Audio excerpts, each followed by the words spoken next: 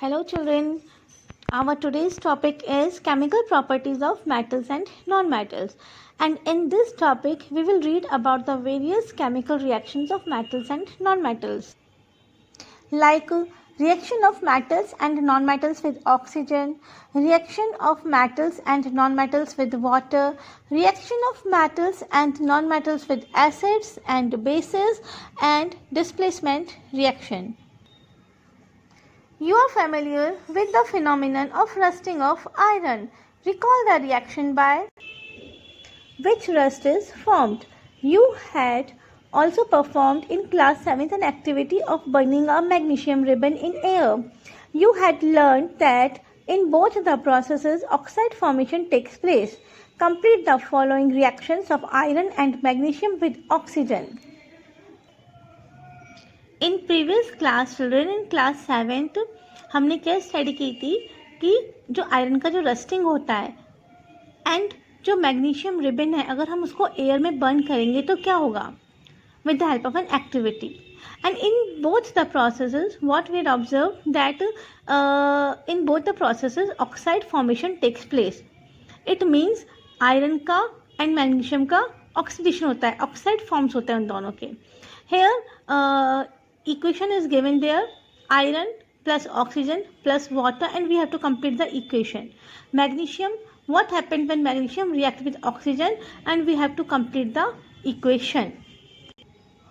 Now children, in first equation when iron reacts with oxygen and water, यानी कि जब iron oxygen और water से रिएक्ट करता है तो उसमें क्या होता है, उसका ऑक्साइड्स फॉर्म्स होते हैं, आयरन के ऑक्साइड्स. एंड क्या फॉर्म बनता है, क्या फॉर्म होता है, iron oxide Fe2O3 plus hydrogen.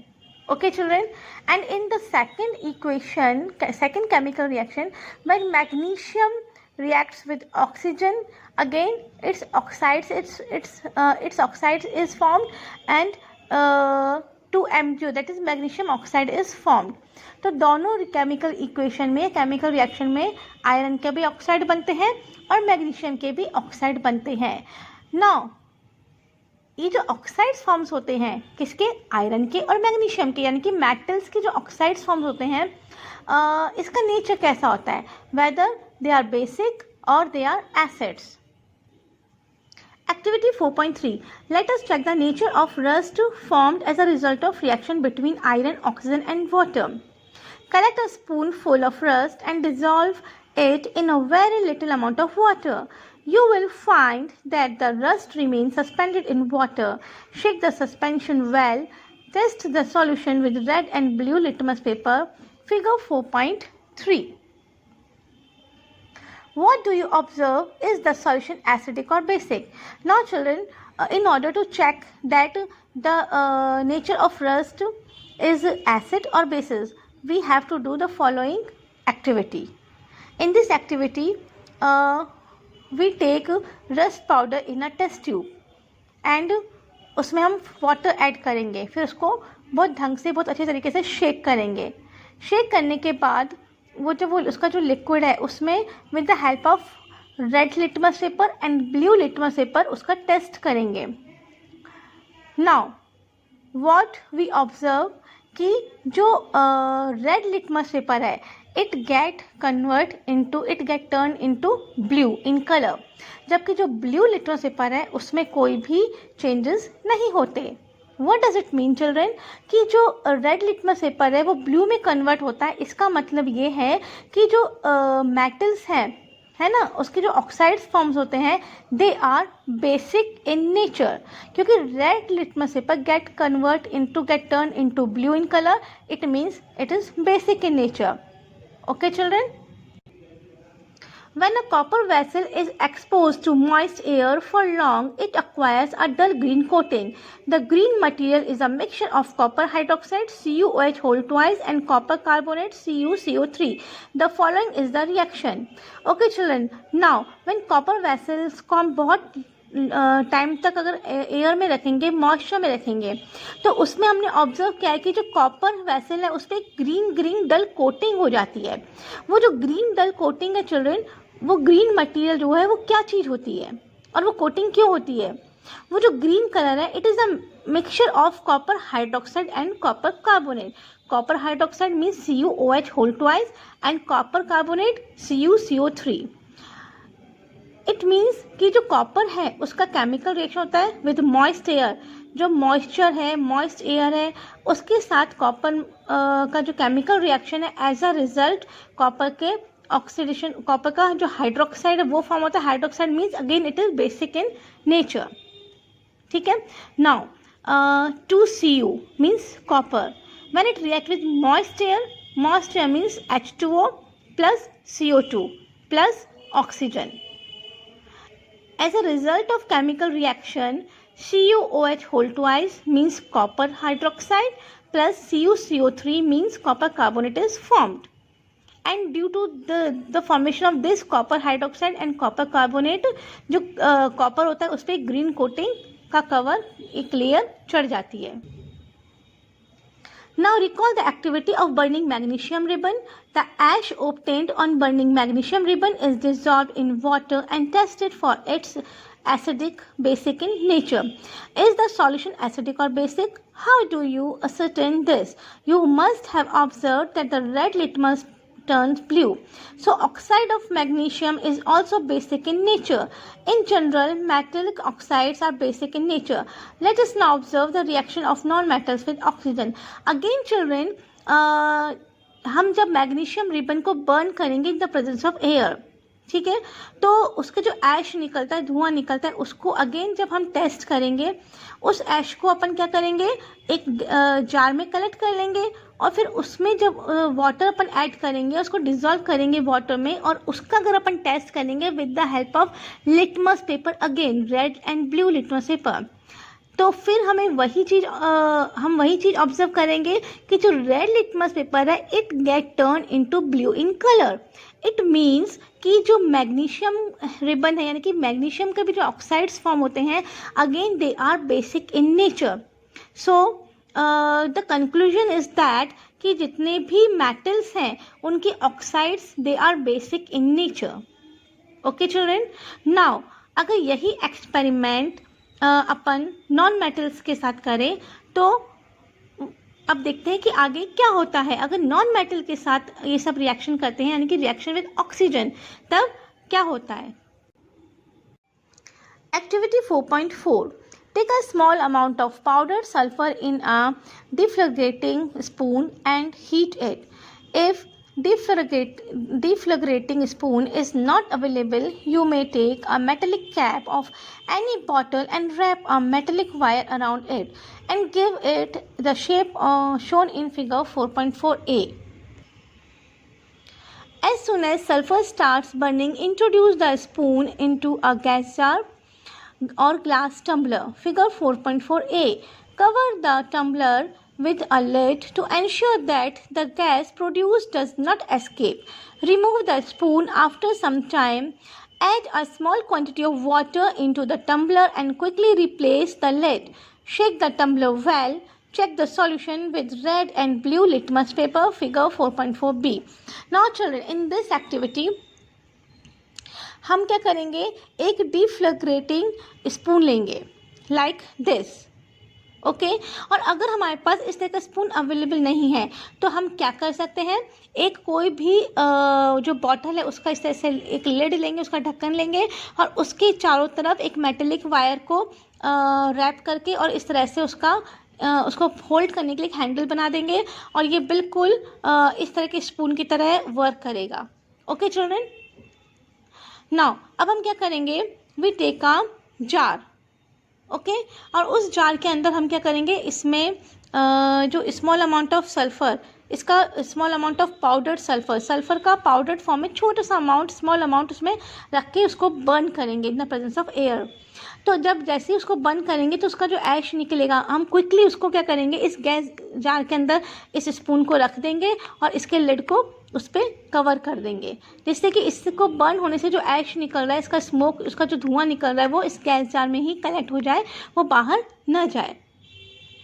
उसके बाद हम इसके अंदर लिड को हल्का सा हटाकर वाटर ऐड करेंगे और अगेन लिड को कवर करके उसको ढंग से शेक करेंगे, जिससे कि वो जो स्मोक है, जो ऐश है, वो वाटर में मिक्सअप हो जाए पूरा। ओके, तो एक सॉल्यूशन बन गया ये। अब इसको हम अगेन एक्सपेरिमेंट करेंगे और चेक करेंगे with the help of blue litmus paper and red litmus paper. Okay children, now what we will observe कि जो रेड लिटमस पेपर है उसमें कोई चेंजेस नहीं आए, लेकिन जो ब्लू लिटमस पेपर है it get turn into red in colour.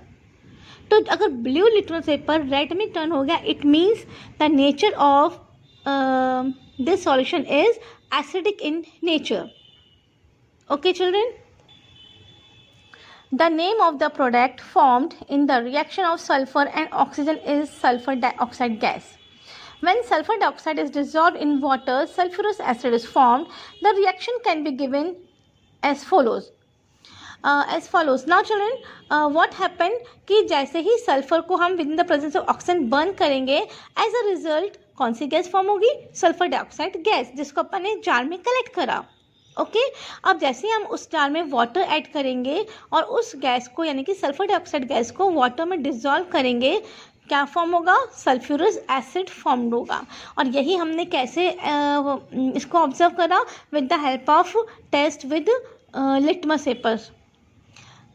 Hair the chemical reaction is given sulphur dioxide. Sulphur dioxide कैसे बनती है? Sulphur plus oxygen.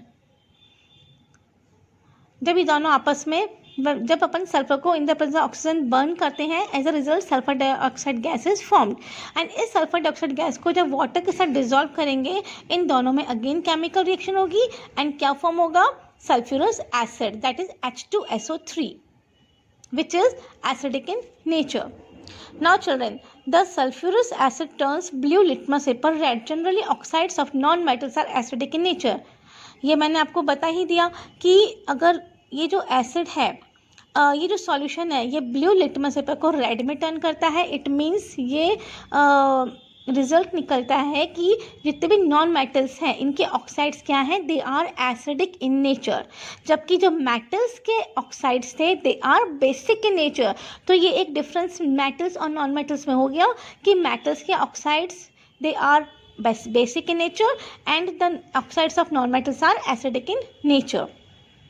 Recall the name of some of the laboratory acids and bases you have read in class 7. Note down their names in table 4.4. Identify the metals or non-metals present in them which forms oxides with oxygen. Now children, another reaction of metals and non-metals with water. Let us see how metals and non-metals react with water. Sodium metal is very reactive. It reacts vigorously with oxygen and water. A lot of heat is generated in the reaction. It is therefore stored in kerosene. An activity is given there children, activity 4.5. Take a 250 ml beaker or glass tumbler. Fill half of it with water. Now carefully cut a small piece of sodium metal. Dry it using filter paper and wrap it in a small piece of cotton. Put the sodium piece wrapped in cotton into the beaker. Observe carefully. When reaction stops, touch the beaker. What do you feel? Has the beaker become hot? Test the solution with red and blue litmus paper. Is the solution acidic or basic? Now children, जो metals हैं, like for example sodium metals, it is highly reactive metal, and this we can prove with the help of an activity. We take 250 ml beaker और glass tumbler और उसको half water से fill करेंगे. Okay, ये एक beaker है या glass tumbler है, इसको हाफ वाटर से फिल करेंगे. अब उसमें केयरफुली एक सोडियम मेटल का पीस, छोटा सा पीस उसमें ऐड करेंगे, इसमें डालेंगे. लेकिन ये ध्यान रखना है कि जो सोडियम मेटल का जो पीस है उसको यूज़ करने से पहले फिल्टर पेपर से बिल्कुल ड्राई करें और उसको कॉटन में रैप करके रखें, because it is highly reactive. Okay children, now अब इस सोडियम पीस को जिसको अपन ने कॉटन में रैप किया है उसको अपन बीकर में रखेंगे अब. ठीक है, अब उसमें है ना जैसे ही उसको बीकर में रखेंगे तो ऑब्वियस थोड़ी देर बाद हम क्या ऑब्जर्व करेंगे, बीकर को टच करके हम देखेंगे तो क्या हम फील करेंगे कि जो बीकर है वो हॉट, हमको गरम गरम लगेगा। ओके चिल्ड्रन, ऐसा क्यों होता है चिल्ड्रन? बिकॉज जो सोडियम मेटल है it is highly reactive metal, और जब भी ये ऑक्सीजन एंड वाटर के साथ रिएक्ट करेगा तो बहुत it is highly reactive with oxygen and water, and as a result a lot of heat is generated due to the chemical reaction. Sodium metal oxygen और वाटर के साथ chemical reaction करता है, हाईली रिएक्टिव होता है, and as a result of chemical reaction a lot amount of heat is generated, and therefore sodium metal always and always stored in kerosene oil। kerosene oil में इसको हरदम store इसलिए करते हैं ताकि ऑक्सीजन और वाटर के साथ इसका केमिकल रिएक्शन ना हो और किसी भी तरह की हीट जनरेट।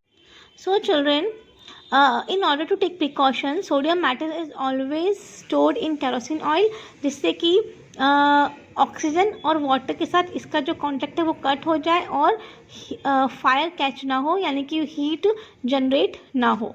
ओके चिल्ड्रन, सो इस एक्टिविटी में हमने क्या किया था कि बीकर में उसको हाफ वाटर से फिल किया था, फिर उसमें हमने सोडियम पीस इसमें ऐड किया था, और जैसे ही सोडियम का वाटर और ऑक्सीजन के साथ केमिकल रिएक्शन होता है, हीट जनरेट होती है, और यही हीट हमें कैसे फील होती है, जब हम इसको टच करते हैं तो हमको ये हॉट फील होता है। तो this proves that as a result of chemical reaction heat is generated. अब अगर हम इसका टेस्ट करते हैं लिटमस पेपर से, इसका टेस्ट करते हैं red and blue litmus paper से, तो again what we will observe कि जो ब्लू लिटमस पेपर है उसमें कोई भी चेंज नहीं आता है, लेकिन जो रेड लिटमस पेपर है it get turn into blue in colour. Again it proves that it is basic in nature। You observed that sodium reacts vigorously with water, some other metals do not do so. For example, iron reacts with water slowly. Okay children, यहाँ पर हमने देखा कि जो sodium metal है it reacts with water vigorously. On the other hand कुछ दूसरे metals होते हैं जो कि क्विकली उनमें केमिकल रिएक्शन नहीं होती है, उनमें केमिकल रिएक्शन स्लोली होती है। It means they react with water and air very slowly. For example iron, इसलिए उसमें जो रस्टिंग प्रोसेस होता है after reacting with moisture that is air and water, वो बहुत स्लो प्रोसेस है।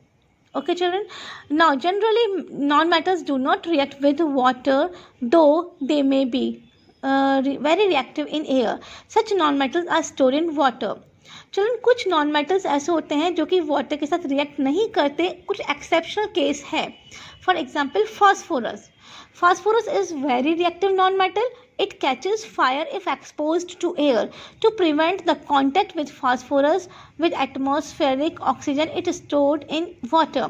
So children, कुछ non-metals ऐसे होते हैं जो कि they are very reactive if exposed to air, है ना। और इसीलिए ऐसे जो नॉन मेटल है लाइक फास्फोरस, उनको अपन कहाँ पे स्टोर करते हैं? वाटर के अंदर, जिससे कि एयर से उसका कांटेक्ट खत्म हो जाए और वो केमिकल रिएक्शन उसमें ना हो और फायर कैच ना कर पाए वो। ओके चिल्ड्रन, सो हमने ये ऑब्जर्व करा कि जो मेटल्स हैं mostly they react with water, whereas non metals do not react with water.